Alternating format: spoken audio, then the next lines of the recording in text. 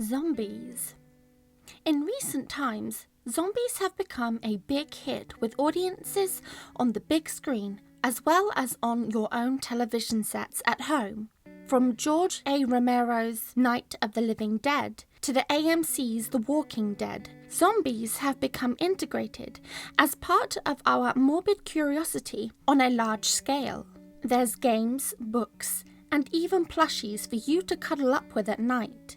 But today, we are going to dig a little deeper into the history of zombies and separate fact from fiction. Argued by African scholars that the word is derived from the Congan word for soul, which is znambi, a zombie taken from the word zombie or zombie with an N instead of an M is described as a reanimated corpse of the recently or long time deceased. Over the years, there have been many causes for this reanimation, from Resident Evil's man-made virus, which breaks loose at the Raccoon City mansion, to a bite from a science lab chimpanzee in 28 Days Later, and The Last of Us, which bases their infected around the real-life fungus, Cordyceps or Ophiocordyceps unilateralis. Zombies breach many of the taboos that, as a society, we here in the West and most of the world as a whole cannot conceptualize. Cannibalism, grave desecration, and breaking the thin but existing line between life and death. And whilst horror fans find entertainment and amusement in zombie-related culture, the real story comes from a place of darkness and despair. Zombie, from its Haitian roots, began within the country's folklore, in which a dead body is reanimated through various means, but most commonly through magic rituals and witchcraft. Whilst it is popularly associated with voodoo, it plays no part in the faith's formal practices. Voodoo was once seen as a way to serve the spirits, and those taking part in the religion believe that those who die unnaturally will be bound to the earth until the gods grant them otherwise. It is said that souls are vulnerable during this time, and a practicing boku, or powerful sorcerer, would be able to lock the soul into a bottle, only for the boku to then use their body for whatever purpose pleases them. Boku, like witches, shamans, and those who practice magic, have a tradition of using herbs, bones, and animal parts to create concoctions. However, boku have been known to use tetrodotoxin, a deadly neurotoxin found in pufferfish and a few other marine species.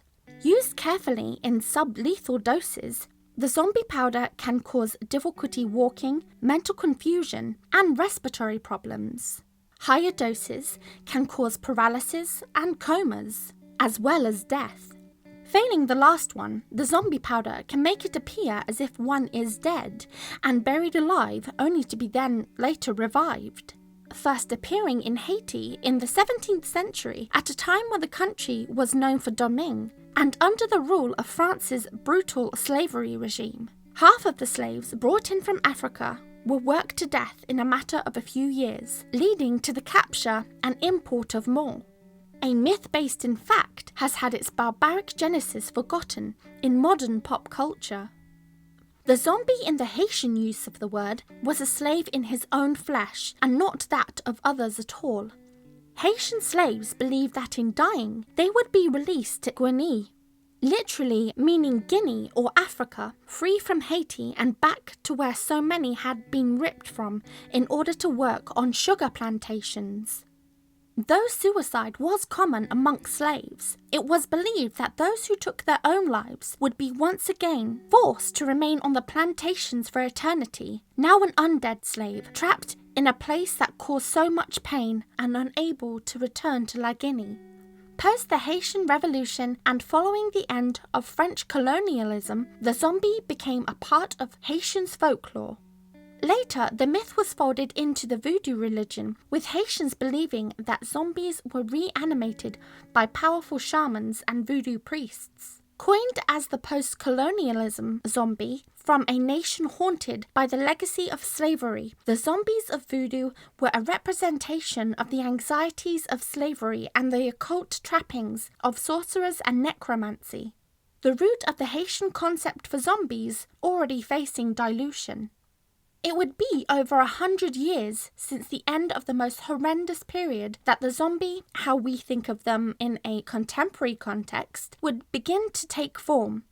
In 1932, Bela Lugosi starred as Murder Legendary in White Zombie, a story of a young plantation owner who turns to a witch doctor in order to lure a woman he loves away from her fiancé. And whilst it wouldn't distort the origins of the zombie, which began with George A. Romero's films, less than 90 years down the line, we have arrived at a whole new type of undead, and thus burying its Haitian history, sad in and of itself. And if you ask me, that is a terrifying prospect of its own.